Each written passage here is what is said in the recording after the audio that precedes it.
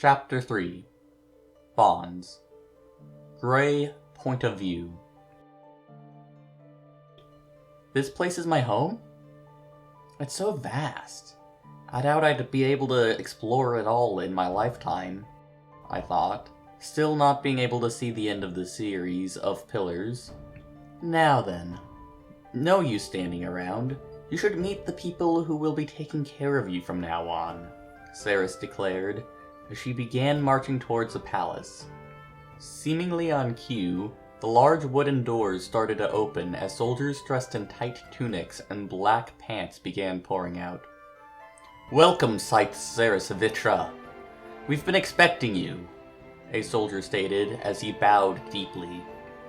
"The Lord and Lady are waiting for you. Please, this way." The soldier pointed towards a long corridor, while still in a bowing position. Ceres gave an approving nod as she followed. Once we entered the corridor, I noticed a large collection of paintings on its walls, which mostly consisted of slain mana-beasts, or what I presumed was a lady of the house. "Curious, Gray?" Ceres whispered in my ear as I was examining the corridor. I tried to say something in response, but it only came out as a babble, which caused the scythe to hold a smile that didn't quite reach her eyes.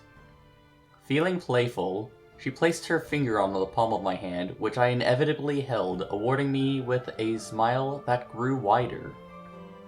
"I'm sorry to disappoint, but when you place your finger on a baby's palm, they actually grab it on reflex, and not because they like you." The scythe continued to play with my hand, but soon her amusement was replaced with an expressionless face as we arrived at the two high thrones, seating what I assumed the Lord and Lady. The soldiers guiding us quickly marched to the side in unison, letting the scythe reach the end of the corridor.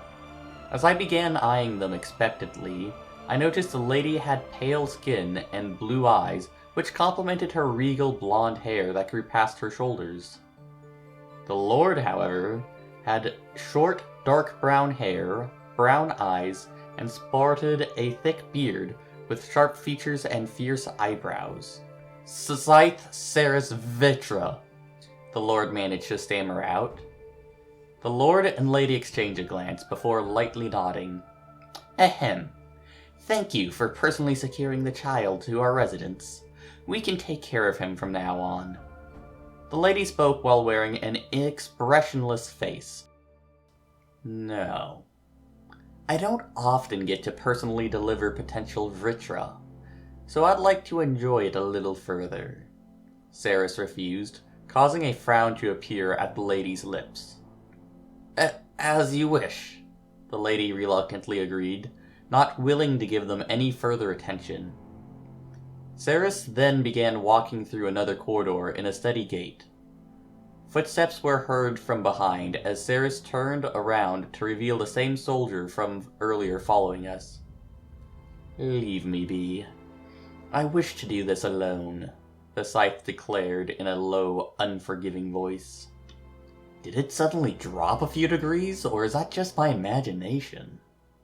Right, of course," a soldier whimpered as he practically teleported away. Ceres continued walking until she stopped at a wooden door. She then opened the door, revealed a colorful room with a crib and many books as well as toys.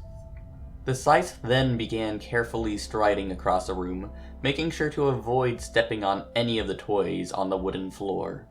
She then came to a halt over the crib, carefully placing me into it. Soon after, she began to exit the room. "I'll be going now, but you'll see me from time to time, Gray," Ceres stated as she finished exiting the room, leaving me in eerie silence. 8 months later. I have achieved much in my past life.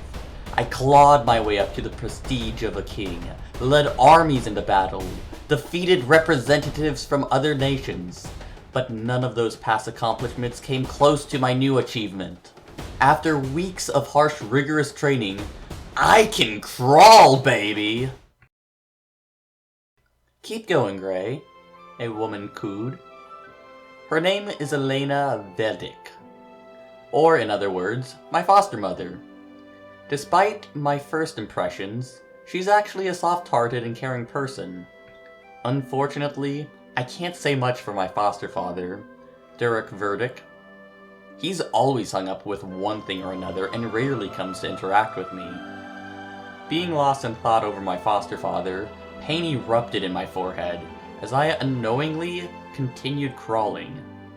Coming out of my thoughts, I noticed that I had bumped my head against a tall mirror. "Ah, Gray, are you okay?" My mother exclaimed, clearly worried.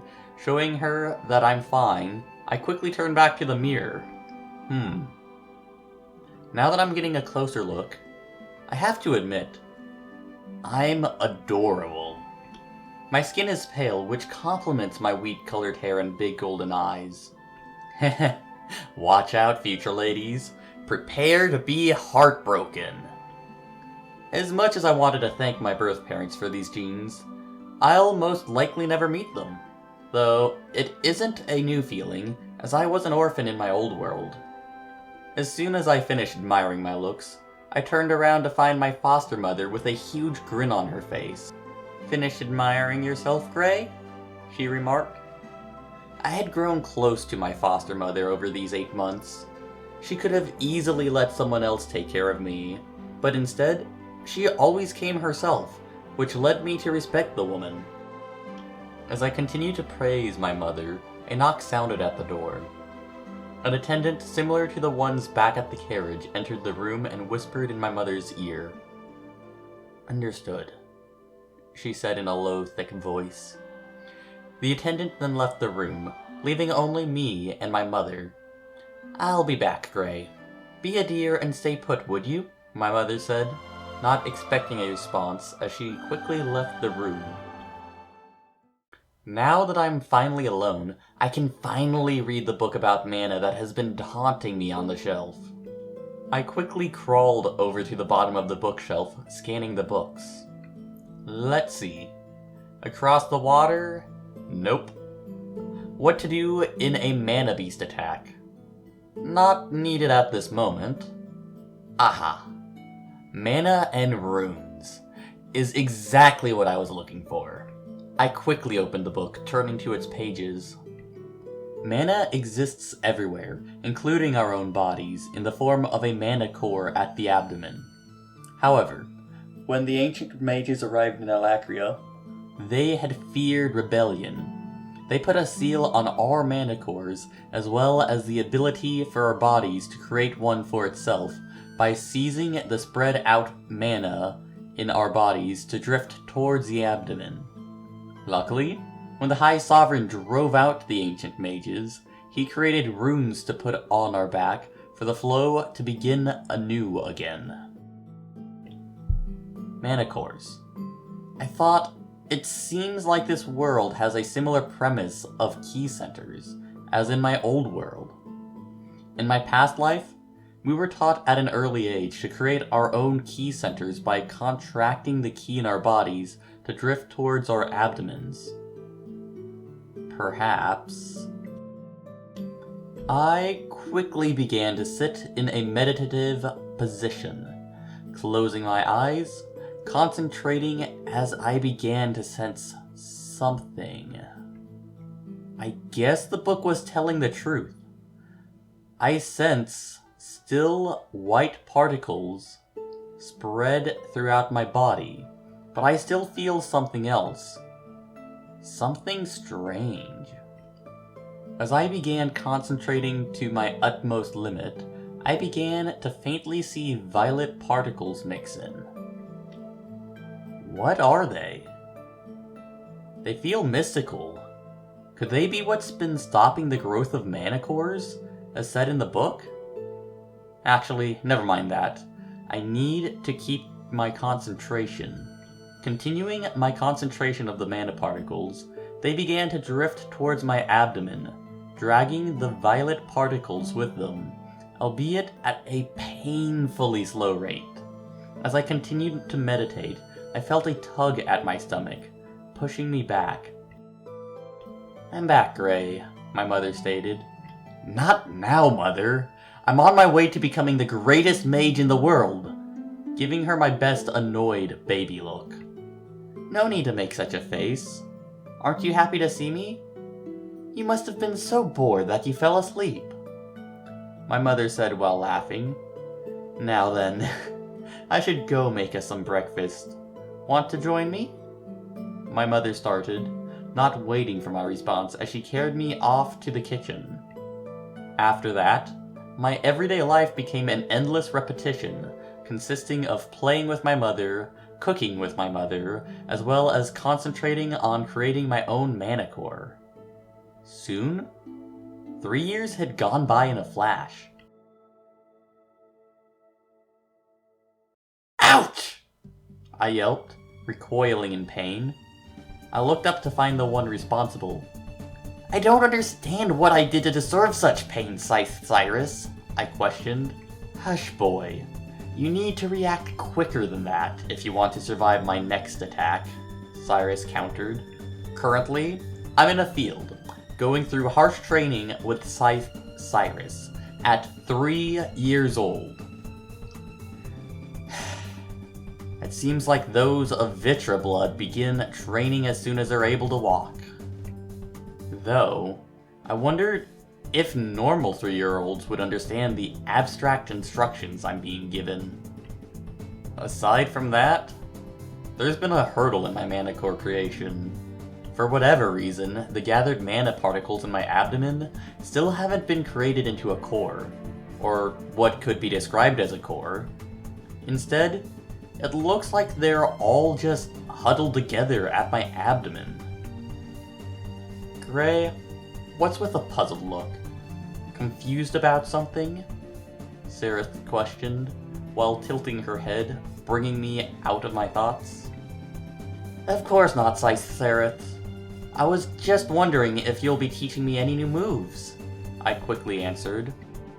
Is that so? Sereth's eyes narrowed.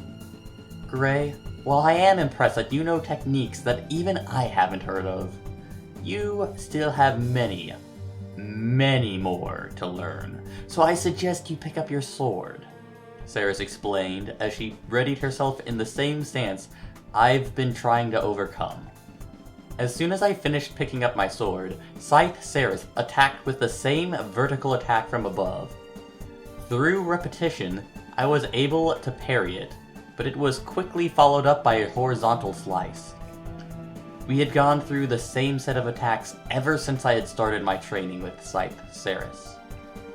Unable to stop the second attack, I jumped back in the opposite direction to avoid some damage, only to fall face first into the grass. Not bad, but you lack fluidness in your defense. You're too focused on the attack you have to deal with, rather than what comes after it, Sereth explained. Easy for you to say. It's difficult to fight with this body, I countered. Waving off my complaint, Sereth began to sit down near the large rocks. Come, sit down, Gray, Sereth said. Confused, I slowly got up and sat down beside Sereth. What's wrong, Scythe Sereth? We don't usually sit down like this, I asked. Well, I have some good news for your training, Sereth said. Which is? I asked, giving Sereth a puzzled look. It may be better to just show you, Sereth smiled, pointing towards the gate. They should be arriving any minute now. Sereth looked at the gate expectantly. Wondering what she was so excited about, I focused my vision on the gate until I noticed someone coming through. She was around the same age as me, and had bright ruby eyes as well as navy blue hair that grew a little above her shoulders. The more I looked at her, the more I was struck with a sense of familiarity. Gray, meet my student, and your new training partner, Sarah Denor.